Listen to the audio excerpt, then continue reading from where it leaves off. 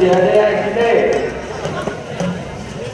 Các cầu thủ bên Lào vẫn luôn là một không phải là được vì họ sở hữu những cá nhân được đánh giá là xuất sắc nhất ở nội dung thi đấu một số một hoặc là một suất năm. Nhưng về thi đấu được rồi thì bên Lào vẫn chưa thể một lần cứu trên vô địch của giải bóng chuyền quốc tế cơ sở một. Tiếp tục là một pha được bóng ra ngoài. Rồi nó thay vài người 4-0 rồi anh rồi. Đập bóng không kẹo. Đập bóng tốt của con kẹo giành được quyền bắt bóng cho thủ bên Lào 4-4. Con kẹo là một trong những vận động viên bóng chuyền xuất sắc nhất của quân bên Lào nói riêng cũng như quân viên cơ sở 1 nói chung. Khi anh nổi tiếng với một thủ lĩnh cũng như kỹ thuật thi đấu rất tốt. Trong màu vừa rồi trọng tài có quyết định đã cho thực hiện lại khi mà cổ động viên đã gây cản trở và cứu bóng bóng như nào 1-4 bóng bên Lào phát bóng câu hỏi thứ tư bóng tốt của Trung Như 5-1.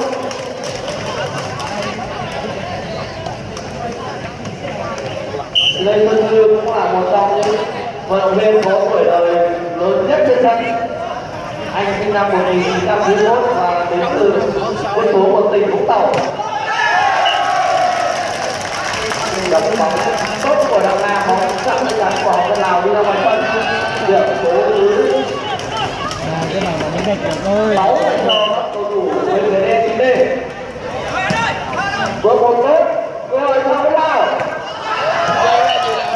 Tiếp tục thông qua là bóng ra ngoài của U Tâm Bông 7-1.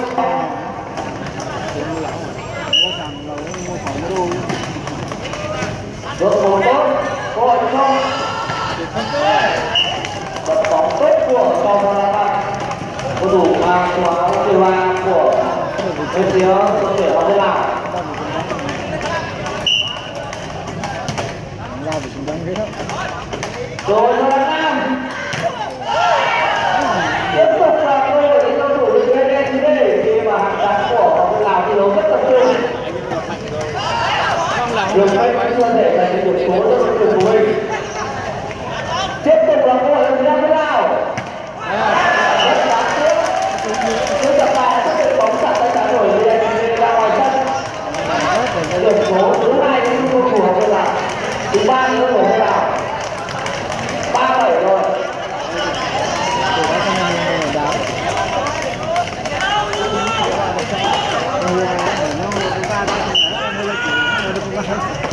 Còn phát bóng bước một tốt cơ hội cho Đặng Nam. Có thể gặp phá 8-3 để cho các cầu thủ bên phía DACD. Nhắc đến Đặng Nam thì anh vẫn luôn là một trong những tay đập đi đập tốt nhất của giải bóng chuyền năm nay. Khi anh sở hữu nhiều cao thuộc hạng top 10 trong giải bóng chuyền và cũng như nền tảng thể lực rất tốt.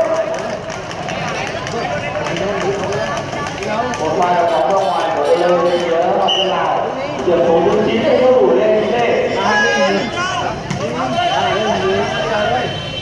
Chạy nó đi đi. Cơ hội dành cho Bắc Thiện. Trọng tài xác định hàng chắn của học viên Lào chặn lưới cho pha bóng vừa rồi 13. Khoảng cách bây giờ đang là 7 điểm. Có lẽ việc không quen thi đấu trong thời tiết khắc nghiệt cũng là một phần bất lợi cho cầu thủ bên phía học viên Lào. Trong khi đó với các học viên Việt Nam, việc mình bóng chuyền ở lúc này thì một đường chuyền rất là rất bình thường. Rồi cho Đặng Nam. Bóng rất tốc độ. Hàng sau của học viên Lào thi đấu rất tập trung. Đây là bóng thứ 2 thì Đặng Nam đã đưa bóng ra ngoài sân. Có lẽ anh quyết định đưa bóng đi cao hơn hàng chắn của học viên Lào nhưng trực tiếp bóng lại không chiều từ anh. Điểm số thứ 4 4-10. Bùi Hoàng Công phát bóng. Các cầu thủ bên Lào lên đánh bóng tận dụng từ rút ngắn khoảng cách ngay từ điểm số đầu tiên. Bước một tốt.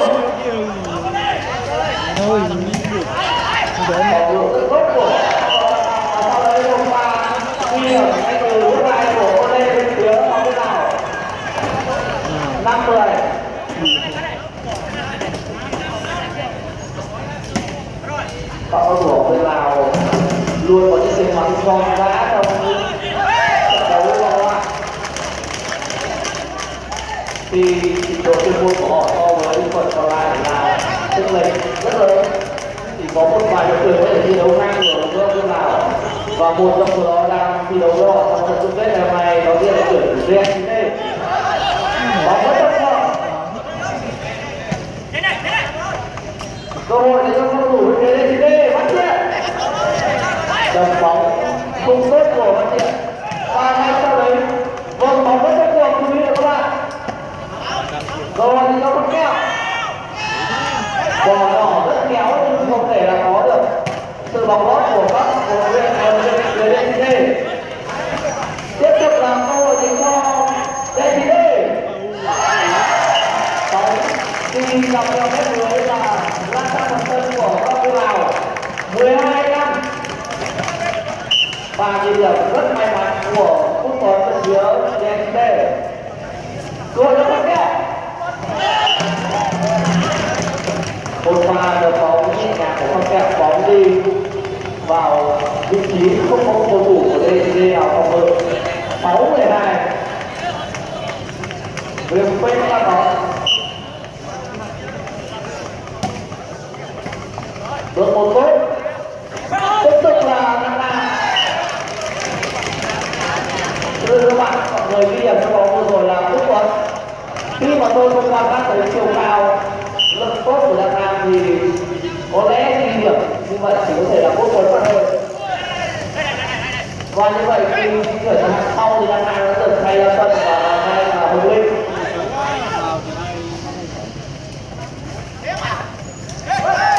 Một pha từ bóng không tốt của Trung Văn Công sau pha bỏ đỏ của Lê Xuân Lưu về đây đây 14-6. Đội một không tốt và cơ hội dành cho DCD. Đập bóng rất tốt của Trung Tuấn. 15-6 rồi. Văn Thiện phát bóng. Bước một tốt. Cơ hội không kẹo. Hàng sau của DCD thi đấu rất tập trung. Chúng ta vẫn chưa thể xác định được chưa thể cho đội bóng nào, nhưng trong trận đấu vừa rồi trọng tài xác định vận động viên của DCD đã để chân qua phần sân của phối hợp với Lào. Chủ điểm của các bóng dành cho phối hợp với Lào. 7-15.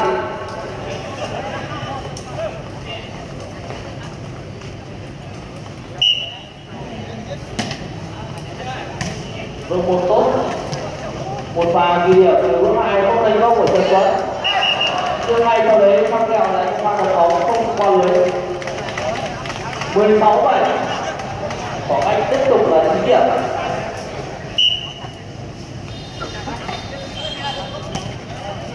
Được một tốt. Gọi cho Phong Kẹo.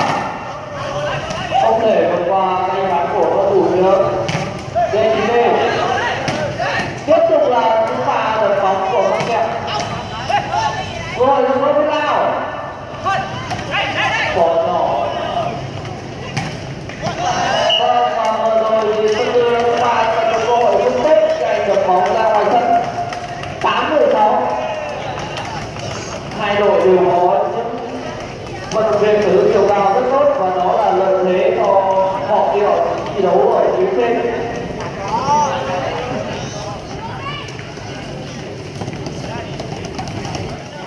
Cùng thi đấu với các vận động viên thì các tay thân này chúng ta hoạt động rất tập trung bên phía hai bên đường vít của trận đấu. Cơ hội để cho Phúc Bắc Sơn chưa thể ghi được điểm cho các bên nào. Nhưng ngay sau đấy tiếp tục vào trận tư thì đánh vào đội bóng cây con lưới 9-16. Đã cùng dưới 3 lần thì trận tư đánh mất điểm số trong pha bóng tấn công của mình. Nhưng ngay sau đấy anh đã trổ lỗi bằng cách ghi điểm và một pha bỏ đỏ tốt của sang phần sân của Công Viên Lào. 17-9. Thời tiết đã trở nên dâng mát hơn, nó cũng là một điều kiện thuận lợi cho hai đội thi đấu trong trận đấu này. Rồi cho Đắk Nam. Vậy là Đà Nẵng đã trở lại trận đấu khi anh được thi đấu trên hàng phía trên. Không keo. Được bóng không qua lưới. Tiếp tục pha lấy đà rất xa để không keo thì rất đáng tiếc. Trong vòng vừa rồi bóng đã không đi lên qua lưới 18-9. Trận đấu đầu tiên đang bước gần đến những điểm số cuối cùng. Lại là bên pha được bóng không qua lưới của chủ công bên phía phối hợp thế nào? 19-9. Bước một tốt. Bỏ bóng không tốt của Supamo bên phía không thế nào. Và anh sau đấy là đã tấn cô và một pha tấn bóng không mạnh nhưng bóng lại đi rất khéo. 20-9 rồi.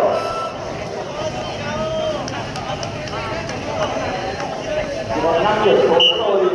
Các vận động viên bên phía lên sẽ tặng anh một chiến thắng đầu tiên trong trận đấu thứ nhất.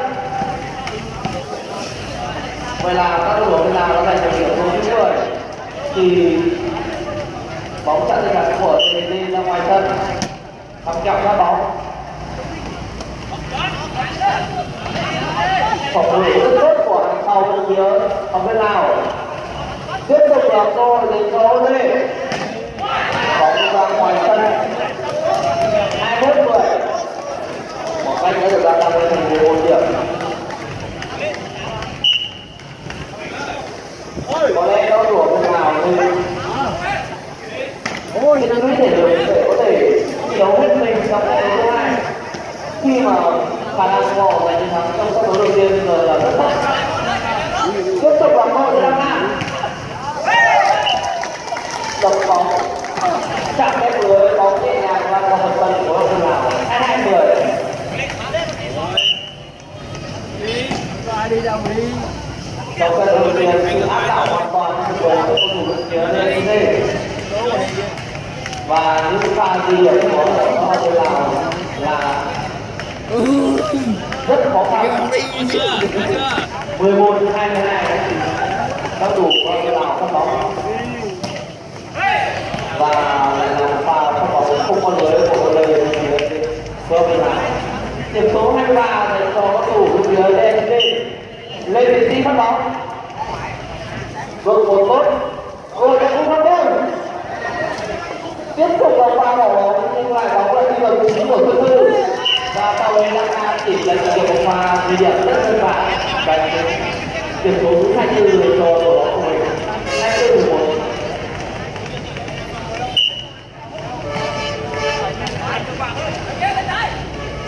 Cho ta ra. Đập bóng nhẹ nhàng, bóng đi vào vị trí không có cầu thủ về bên phòng ngự. 12-24. Vô Cao Câu từ dọc bên nào phát bóng.